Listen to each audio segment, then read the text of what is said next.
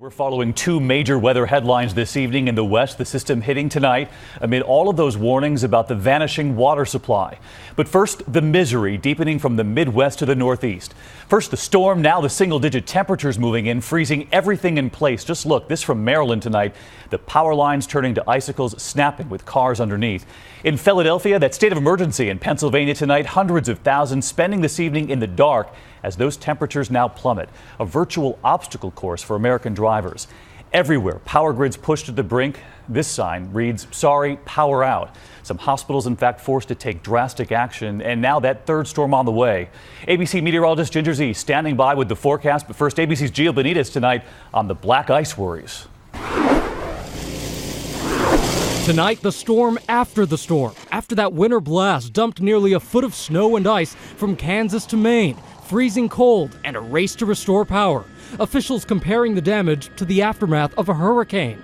Trees down for 100 miles, nearly 500,000 in the dark and frigid cold. Thousands of workers from as far away as Canada are coming to help. It's slow, painstaking work. Watch as these workers try and pull a live wire away from a van, slowly guiding it with a pole. Soon the van is smoking, and out come the fire extinguishers. At least 25 people hospitalized overnight with carbon monoxide poisoning.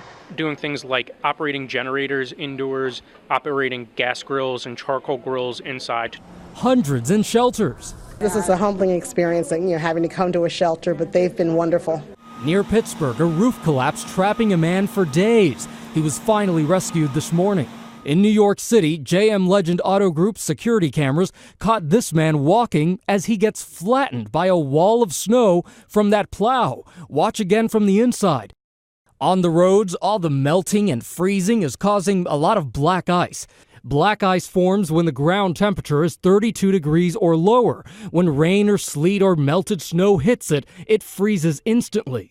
And tonight, all of this snow is completely frozen. And take a look. This is the danger, all of this ice. The exhaust pipe is completely covered up. So if the owner of this car starts it up without clearing this ice, they run the risk of carbon monoxide poisoning. David? So important to remember, Gio. Our thanks to you. I want to bring in ABC meteorologist Ginger Zee and Ginger, the cold, locking all of this ice, all of this snow in place. Yeah, it's not going anywhere. And the core of the cold air is really settling in tomorrow morning. So let me show you, more than 80% of the nation tomorrow morning will be below freezing, David. And you can see it's all the way through the Pacific Northwest. Portland, Oregon may even have a record low. Now that's that, but a lot of folks have been worried about the weekend, hearing about some storms. Well, I wanted to tell you, let's go through. Saturday, 7 a.m., you can see that low pressure system in the southeast. That one kind of goes off. Had these two come together, we would have been talking about a big storm. But right now, we're looking like just little hits of snow. Not as bad as it could have been. And out west tonight, the major headline there, some relief, with the governor there suggesting